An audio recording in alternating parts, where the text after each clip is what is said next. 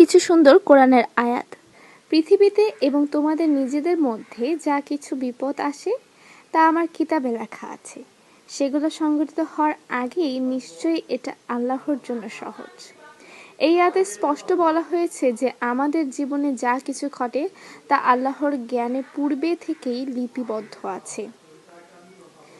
তার কাছে অদৃশ্য জগতের চাবি রয়েছে, তিনি ছাড়া আর কেউ তা জানেন না। স্থলে ও সাগরের যা কিছু আছে তিনি তা জানেন। কোনো পাতা ঝরে না, অথচ তিনি তা জানেন। মৃত্তিকার অন্ধকার গর্ভে কোনো শস্য কোনা কিংবা কোনো সবুজ বা শুকনো জিনিস নেই, যার সুস্পষ্ট কিতাবে নেই। এই আয়াতে আল্লাহর সর্বব্যাপী জ্ঞানের কথা বলা হয়েছে, যার মধ্যে ভাগ্যও অন্তর্ভুক্ত।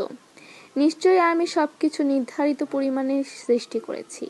এই আয়াতে আল্লাহর সৃষ্টির প্রতিটি বিষয়ের সুনির্দিষ্ট পরিমাণের কথা বলা হয়েছে, যা ভাগ্যের ধারণাকেও ইঙ্গিত করে।